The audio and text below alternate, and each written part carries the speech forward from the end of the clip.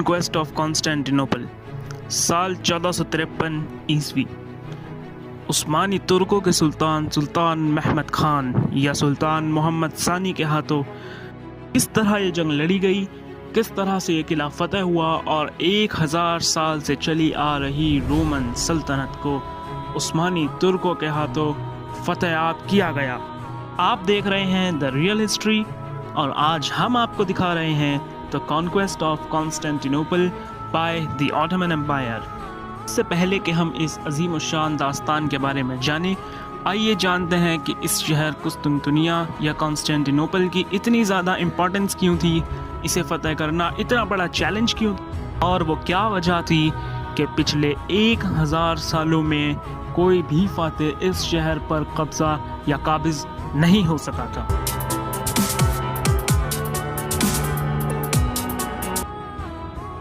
पहले जानते हैं इस शहर की ज्योग्राफिकल इम्पोर्टेंस।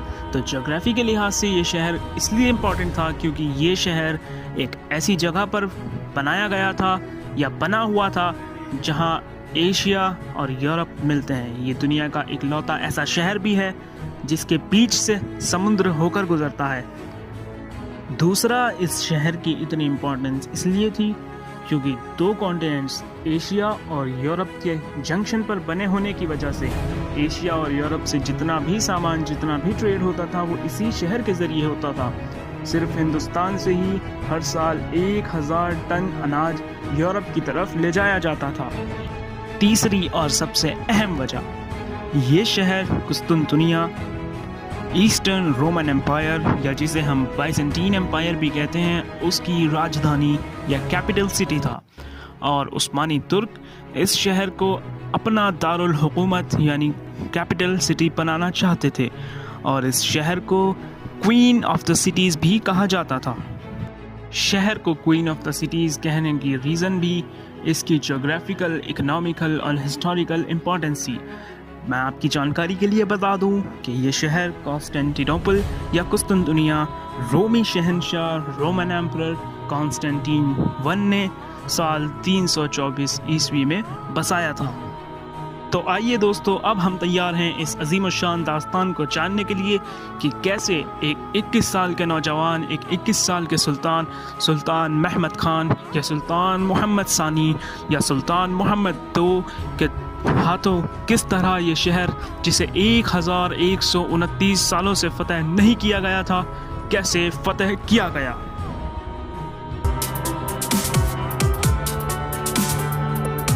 पंद्रहवीं सदी में उस्मानियों का सुल्तान एक 19 साल का नौजवान था, बड़ा ही जोशीला और बहादुर। एक दिन उसने कुस्तुनतुनिया की मजबूत दीवारों की परवाह किए बगैर शहर का मुहासरा कर लिया और शहर की चढ़ाई कर दी।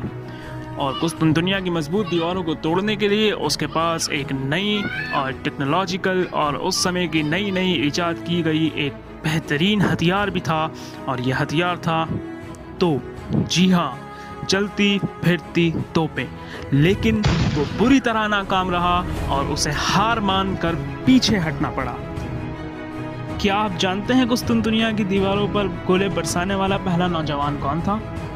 ये था सल्तनत उस्मानिया का सुल्तान मुराद सानी, जो 1421 में सल्तनत उस्मानिया का सुल्तान बना और अगले ही साल 1422 में इसने शहर का मुहासरा कर लिया। उसके पास अपने दौर की जदीद तरीन यानी लेटेस्ट टेक्नोलॉजी तोप भी थी। उसने जर्मन एक्सपर्ट्स की निगरानी में कुस्तुनतुनिया की दीवारों पर बेशुमार गोले बरसाए। इसका अंदाज़ा इस बात से लगाया जा सकता है कि सिर्फ एक टावर पर 70 से ज़्यादा गोले मारे गए। मगर प्रॉब्लम ये हुई कि सुल्तान का छोटा भाई मुस्तफ़ा, जो कि हफीद के इलाके का गवर्नर भी था, उसने रोमी शहंशाह के इशारे पर बगावत कर दी और मजबूर होकर सुल्तान मुराद को कुस्तुनतुनिया का मुहासरा ख़त्म करना पड़ा। इस बगावत को कुचलने के लिए जंग हुई और जंग में मुस्तफ़ा तो मारा गया, लेकिन सुल्तान मुराद का कुस्तुनतुनिया को फतेह करने का ख्वाब अधूरा रह गया। इसके बाद सुल्तान मुराद दो का कुस्तुनतुनिया को फतेह करने का ख्वाब सारी ज़िंदगी एक ख्वाब ही बनकर रह गया और वो इस शहर को इससे टैक्स लेकर इसे इसके हाल पर छोड़ता रहा। लेकिन जहाँ बाप नाकाम रहा, वहीं इसके बेटे ने इसकी इस नाकामी से सबक लिया और वो बेटा था सुल्तान मोहम्मद फ़ातेह या सुल्तान महमद ख़ान। कहा जाता है कि महमद जिस साल पैदा हुए वो साल मौजज़ों से भरा हुआ था। उस साल इतने मिरेकल्स हुए कि फसलों की प्रोडक्शन बहुत अच्छी हुई, घोड़ों ने बहुत बड़ी तादाद में जुड़वा बच्चे पैदा किए और फलों की वजह से पेड़ इतने भारी हो चुके थे कि उनकी टहनियाँ ज़मीन को छूने लगी थी। और इसी साल कुस्तुनतुनिया में दिन के वक्त एक शूटिंग स्टार यानी टूटता हुआ तारा दिखा, जिसकी ताबीर ये की गई कि जिस किले की दीवारों को आज तक फतेह नहीं किया जा सका है, अब उस किले की दीवारों को ढा दिया जाएगा। सुल्तान मोहम्मद फ़ातेह ने अपने बाप से जो सबक सीखा वो ये था कि अगर कुस्तुनतुनिया को फतेह करना है तो पहले अपनी रियासत में मुकम्मल चैन ज़रूरी है। अपनी रियाया में, अपनी प्रजा में हर तरीके से स्टेबिलिटी होनी चाहिए, कोई बागी बचना नहीं चाहिए, कोई भी किसी तरह की डिस्टर्बेंस अपनी रियासत में ना हो और इसकी चाहे कोई भी कीमत अदा क्यों ना करनी पड़े। और दूसरा सबक ये कि अगर इस शहर की दीवारों को तोड़ना है तो अपनी फायर पावर को इतना स्ट्रॉन्ग करना होगा, यानी अपनी तोप को इतना एडवांस, इतना अपग्रेड करना होगा कि वो कुस्तुनतुनिया की सदियों से शहर का पहरा दे रही दीवारों को रेत की दीवारों की तरह तोड़ फोड़ सके। क्योंकि यही सब करके सुल्तान को वो रेड एप्पल या सुर्ख सेब मिल सकता था जिसे पाने की ख्वाहिश में उसका बाप मनो मट्टी तले जा सोया था। ये सुर्ख सेब क्या था? कुस्तुनतुनिया में एक बहुत बड़ा चर्च था जिसे हेगिया सोफिया कहा जाता था। चर्च के बाहर 100 फुट ऊंचे एक खूबसूरत प्लेटफॉर्म पर एक रोमी शहंशाह का स्टैचू लगा हुआ था। स्टैचू ने ग्रीक हीरो अखिलीस जैसे कपड़े पहने थे, जिसके एक हाथ में ग्लोब था और उस ग्लोब के अंदर एक सलीब गड़ी हुई थी जो पूरी दुनिया पर ईसाइयत के गलबे की अलामत थी। ये ग्लोब और ये सलीब पूरी दुनिया पर इन्फ्लुएंस ऑफ क्रिश्चियनिटी को दर्शाता था। यूरोप में मशहूर था कि जो भी कुस्तुनतुनिया को फतेह करके इस सुर्ख सेब को हासिल करेगा, पूरी दुनिया में उसी की हुकूमत होगी। हर एक बादशाह चाहता है कि पूरी दुनिया में उसी की हुकूमत हो और इसीलिए सुर्ख सेब की वजह से कुस्तुनतुनिया को फतेह करना एक बहुत बड़ा चैलेंज था। और जाहिर है पिछले 1000 सालों में ये चैलेंज कई लोगों ने एक्सेप्ट भी किया, लेकिन कुस्तुनतुनिया की मजबूत दीवारें हर एक शख्स को हार मानकर पीछे हटने पर मजबूर कर दिया करती थी। तुर्कों ने भी इस शहर को एक से ज़्यादा बार फतेह करने की कोशिश की, लेकिन वो हर बार नाकाम हुए। इस सलीब वाले ग्लोब को ही तुर्कों के यहाँ रेड एप्पल या सुर्ख सेब कहते थे, क्योंकि उनके यहाँ हुकूमत की अलामत, सिंबल ऑफ द एम्परर या सिंबल ऑफ एम्पायर सुर्ख सेब माना जाता था। तो लिहाजा तुर्क इस सुर्ख सेब को हासिल करने के लिए बेचैन थे, क्योंकि उस वक्त तक सल्तनत उस्मानिया बहरहाल दुनिया की सुपर पावर तो बन चुकी थी। तो मुराद सानी के इंतकाल के साथ तख्त व ताज की तरह सुल्तान मोहम्मद II को ये सुर्ख सेब का चैलेंज भी विरासत में मिला था। चैलेंज तो विरासत में मिल गया, लेकिन ये चैलेंज बहुत ही मुश्किल था। तख्त व ताज मिलने से भी मुश्किल चैलेंज। जी हाँ, सुल्तान मोहम्मद सानी को तख्त व ताज के लिए ना तो कोई बड़ी जंग लड़नी पड़ी थी, ना ही किसी बड़ी बगावत से लड़ना पड़ा था। तो जितना आसानी से इनको ये तख्त व ताज मिला था, लिहाजा इसकी कहानी भी इतनी ही दिलचस्प है। आइए जानते हैं कैसे। सबसे पहले जानते हैं कि सुल्तान मोहम्मद सानी के साथ तख्त के और कितने उम्मीदवार थे जो उसके कंपटीटर थे। तो सुल्तान महमद के 2 बड़े भाई थे, अहमद और अली। अहमद बड़ा था, लेकिन उनके वालिद सुल्तान मुराद सानी को अली से ज़्यादा मोहब्बत थी और महमद को कई हद तक एक ज़िद्दी, मतलबी और कई बार तो एक नालायक लड़का समझा जाता था। ऐसे हालात में लगता था कि सुल्तान अली या अहमद में से कोई एक बनेगा, जबकि महमद के सुल्तान बनने के चांसेस ना के बराबर ही थे।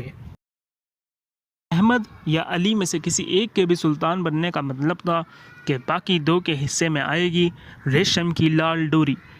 जी हाँ, ये रेशम की लाल डोरी का क्या मैटर है? तो आइए आपको बताते हैं तुर्कों में ये रिवायत थी कि जब भी कोई नया सुल्तान बनता था तो इन फ्यूचर कोई बगावतें ना हो, बगावतों से बचने के लिए ऐसी सिचुएशन में, क्योंकि जो हमारी रेल्म होती है, हमारा राज्य होता है, उसकी स्टेबिलिटी ख़राब होती है, तो बगावतों से बचने के लिए नया सुल्तान अपने बाकी के भाइयों को रेशम की लाल डोरी से गला दबवा कर उनका कत्ल करवा दिया करता था। लेकिन क्योंकि किस्मत के सितारे महमद के बुलंद थे, तो हुआ ये कि इसका बड़ा भाई अहमद, जो कि अमाइसा के इलाके का गवर्नर भी था, 1437 में उसका अचानक इंतकाल हो गया। इसके बाद इसके दूसरे भाई अली को गवर्नर बनाकर भेजा गया, लेकिन कुछ सालों के बाद हज़र पाशा नाम के एक वज़ीर ने अली और उसके बच्चों का रात के अंधेरे में कत्ल कर दिया। हज़र पाशा का क्या अंजाम हुआ इसका रिकॉर्ड हिस्ट्री में हमें नहीं मिलता, लेकिन बहरहाल अब सुल्तान मोहम्मद सानी बड़ी ही आसानी से तख्त के लिए चुन लिए गए। मोहम्मद सानी ने वो सुपर गन कैसे बनाई जिससे कुस्तुनतुनिया की दीवारों की धज्जियाँ उड़ गई। कुस्तुनतुनिया शहर फतह करने के बाद सुल्तान की फ़ौज ने शहरियों के साथ कैसा रवैया किया, शहर को फतह करने के लिए सुल्तान महमद ख़ान की फ़ौज ने कितने दिन शहर के बाहर किस तरह डेरा डाला, और वो कौन सा फार्मूला था जो हंसी हंसी में उस्मानियों के हाथ लग गया और जिसकी वजह से ये शहर कुस्तुनतुनिया उस्मानी तुर्कों के हाथों फतह हुआ और वो सुर्ख सेब उनकी झोली में आकर गिर गया। ये सारी बातें हम आपको दिखाएंगे परसों यानी संडे के दिन कॉन्क्वेस्ट ऑफ कॉन्स्टेंटिनोपल के पार्ट नंबर 2 में। पार्ट नंबर 2 आने का नोटिफिकेशन आपको मिल जाएगा अगर आपने हमारे चैनल को सब्सक्राइब कर बेल आइकन को दबाया हुआ है। और उस्मानी तुर्कों के सुल्तानों का अपने भाइयों को कत्ल करने की रिवायत आपको सही लगती है या गलत, हमें कमेंट करके ज़रूर बताएं।